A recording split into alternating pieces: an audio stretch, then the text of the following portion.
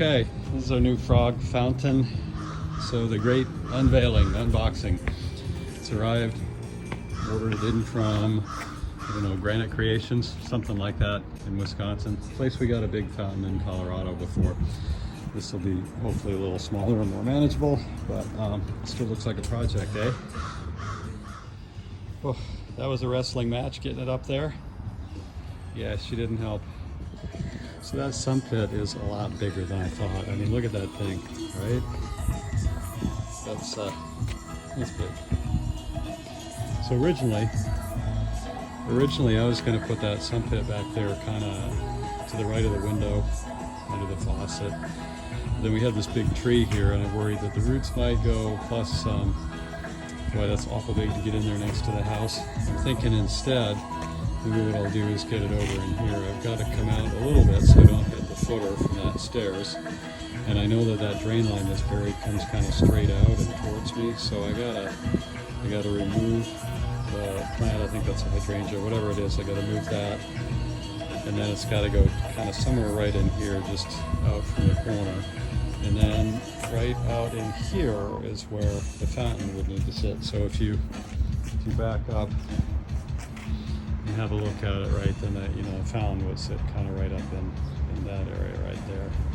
Sump pit will hide back there. There's an electrical connection above it right up there, and the water bib is right there, so I can run a line off it and get a filler in there.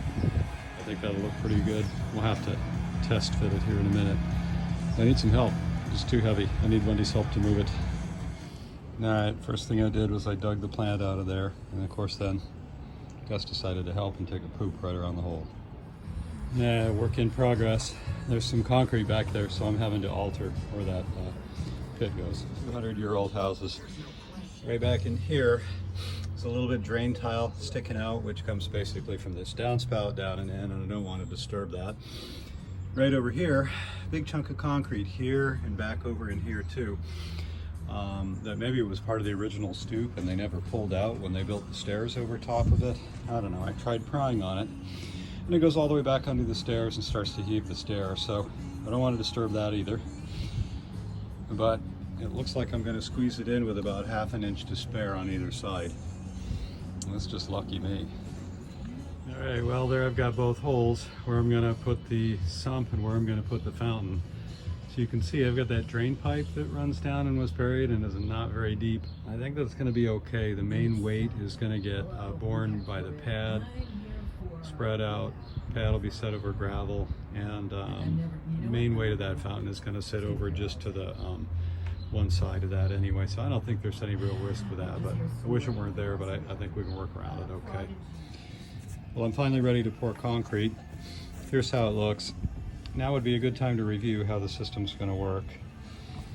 There's a sump pit here at the back, and that serves as a reservoir.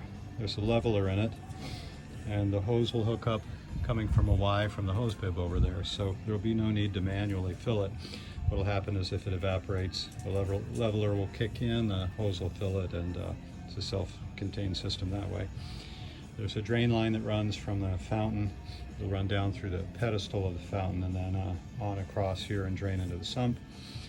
There's a separate feed line that runs back and will run up to the bubbler on the top of the fountain.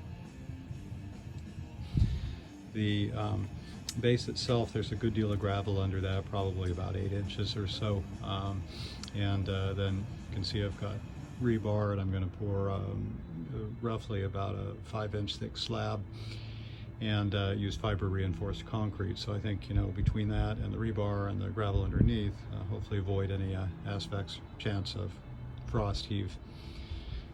The fountain itself then, there's a big granite pedestal here that will sit on top of that, and as you can see it's been bored out with a 4-inch hole, so the drain and the filler both run down through the middle of that. Dogs are out here enjoying the sunshine. And then over here is the head of the fountain itself. And so as you can see, there's these 2 holes. The drain line is 1.25 inches PVC that'll cement to the bottom of that, and then the fountain feed will attach on the underside of that, and then this sits down on top of the pedestal. Okay, now this is the part that we call construction tricks and feats of strength. So, accompanied by the panting bulldog, I have leveraged that 200-pound granite column into place. I've got the hose running up through it that will feed the sprayer. And as you can see, I've got a little screw connection there, really some sort of a modified union that I'm going to use to hook the rest of the drain pipe up to the top. But what I'm going to do, I think, is I can stand that up all by myself, center it over top of that thing, and then take the other pipe over there, jam it down through the middle, and screw it in. So in theory, that's how I'm going to turn a two-man job into a one-man job. Let's see if it works. Rather impressed with myself. I did it. I couldn't see what the hell I was doing to get that thing screwed in, so I had to prop it up on a couple bricks here, so I could, kind of move it around and get it connected. So now I can take the bricks out, wiggle them out, set that baby down, get it centered, and voila. Next will come the task of putting the top on, which really is a two-person job. I'm going to have to get the neighbor or somebody to help. A little heavy, and it's got to set down on top of there and attach. I've got that part engineered too, so hopefully that will all work out. And the dog, where did she go? She's moved into hiding somewhere over here lately. Oh, I hear her.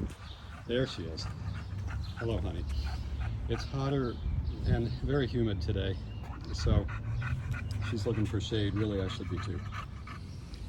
This is how the final bit of assembly is going to go. This is the bottom of the bowl, and as you can see, there's that screwed in basically, and is a barbed connector, and that is where the outlet from the pump, that flexible hose, will simply jam up on there and use a hose clamp to hold it tight. And this is a tail. It's glued in. It's 1 1/4 inch Sked 40 PVC, and the reason I've done it that way, I kind of engineered it that way on purpose, because the way it's going to work over here is now I can make a flexible connection. What I did was I upsized the drain tube there to 2 inches when I did that the union connection down below. So this allows the 1 1/4 inch PVC to slide down inside of that, and I did it that way for a reason. What that means is the top will not be glued onto this, so if I ever need to take it apart to replace something, it's just a slip joint. I mean, it's not under pressure at all. All it does is run the drain. So the 1 1/4 inch pipe will slip down in there about 6 inches. It'll be fine for drainage purposes. If I need to take the top off of it, I just lift it up. I'm going to have to undo this clamp here and then lift it up. I've got to cut the excess off on this and set the top on here, reach in, tighten up the screw, and let the tail go right into there. I think that's how it'll work. I think I can prop it up on these bricks while I work. It's too heavy to lift that for 2 people, so I got to wait till tomorrow when I can get the neighbor here to help me lift that thing up on here, make the final connections. But I've tested it. I've run water from the pump up through the flexible tubing. That all works. I've run some water down the drain. That's all good. And the sump and everything is set to go. The other thing I've got to do, there's an auto filler inside the sump. And you can see I put a Y adapter on the hose over there. I've just got to get a short length of regular garden hose, run it to here, cut it off, and connect it to the auto filler down there. That's a real simple job. So I'm like, this close, if you can see that, super close to having this done. So hopefully tomorrow or shortly thereafter I'll do the final hookup and we're good to go. So there we are. I need to finish up a couple minor details. I got to get some composite shims and a couple little things, but it all works.